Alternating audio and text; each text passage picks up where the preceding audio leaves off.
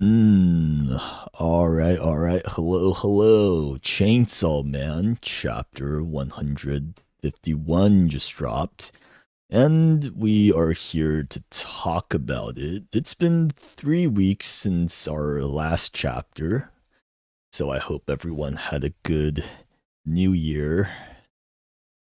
But yeah, anyways, the chapter starts with the Spearman, he releases Fumiko since they got what they wanted, with Denji transforming into Chainsaw Man again. So they don't need her, which is good. A part of me thought she was going to die because, just from being like a collateral of the fight. But she isn't, so I'm glad because I'm one of the few people that actually really likes Fumiko. But yeah, Sugo and the Spearman, they get ready to transform. The Spearman does it by pulling a imaginary spear off of his back, and Sugo does it by removing his right hand, which is the opposite of Katana Man. And I like the little details on their clothing. You can see that they're missing their left sleeves, which is where Quan Chi cut them from their limbs the last time. Which in universe is like a day ago, so it makes sense that they wouldn't change their attire after maybe like a couple hours.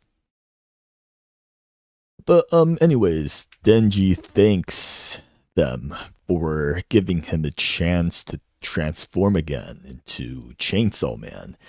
And then they start fighting. So the fight, it's I would say the action scene is like the best of part two so far. Maybe even the entire series. If like it might be recency bias, but I think it's the most creative fight thus far. But the art is a little confusing, so I had to read some panels a couple of times to see what's happening. But anyways, Denji gets going and he opens with a jumping knee, which hits Sugo in the jaw. His form could be better. For maximum power, he might want to lean back like Sirogan does here. But his aim isn't to knee them. He's going to cut them. So it makes sense that his form is a little bit not that great. But as he's fighting off Sugo and the Whip Woman, the Spearman stabs him from behind after jumping very high into the air. And this is a bit reminiscent of his last fight with Pochita Denji here, where he also stabs him in the back. He has a knack of doing that. And he taunts Denji a little bit. He mocks Denji for not being all that, which he comes to regret in about a second, as Denji slices them both in half. And again, this is maybe a callback to that time Katana Man sliced Denji and his hostage in half, where Denji kind of learned that, being behind someone isn't always the safest place to be. And Denji, as they both gets cut in half, Denji crawls on the spearman. He cuts off his head and he digs the head chainsaw like right into Spearman's head as well. And then he just gorges on his corpse. Just very savage, very metal. And this unrattles some of the bystanders as well as the whip woman who tries to get Denji to stop doing that. But Denji, he slides on the floor and chops off the whip woman's leg, her left foot. And just very, very adept at doing stuff with his upper body only. And Denji starts doing the same to the whip woman. He hits her with some ground and pound and is probably gonna start chewing on her as well. The whip woman, she's not ready for this. She's not built like that. So she asks Sugo for help. And Sugo, he too is just very unrattled. None of them are ready for this. They're not good enough for Denji. And in some cases, whereas in the past Pochita fought them with like just overwhelming strength as his original form, or like a more cunning kind of fight with while he was acting as Denji. Denji here is doing something a little different, whether it's intentional or not. He's just psychologically damaging them by like being an absolute menace, just being very disgusting, being a straight savage with how he fights.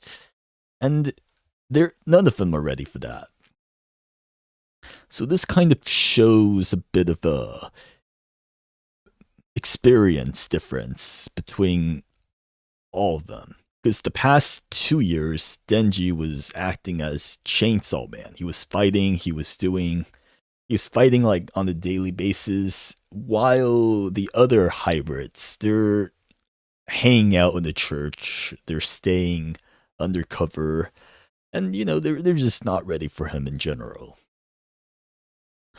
But anyways, the whip woman, she asks Sugo for some assistance, and he does. He jumps at Denji, who recovered his legs by now, and then they stab each other.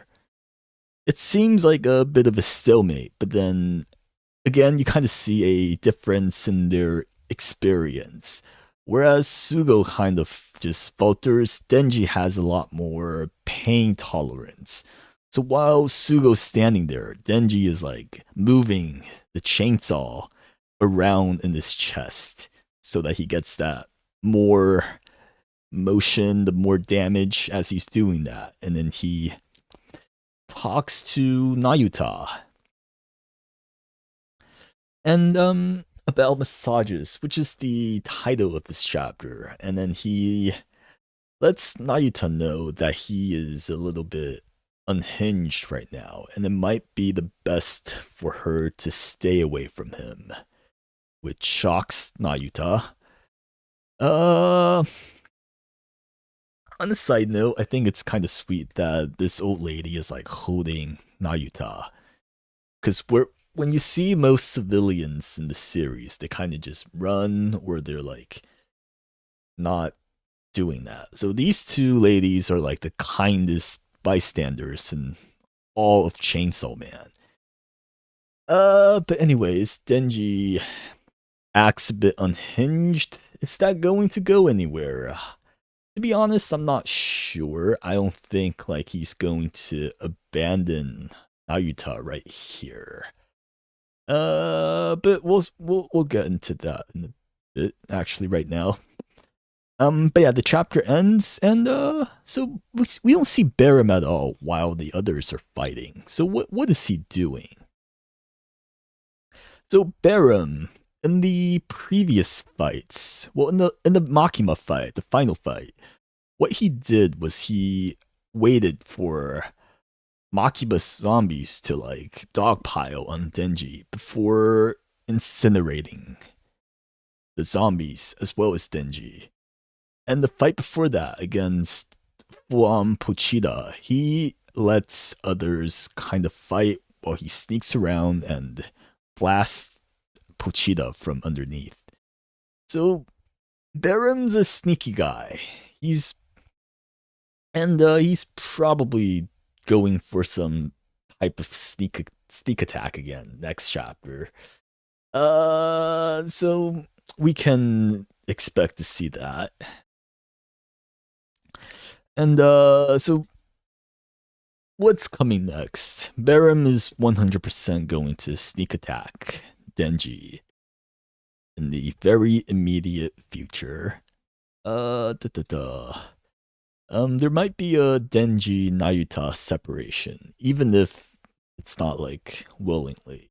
Because I think there's a chance that Barem will capture Denji with his sneak attack.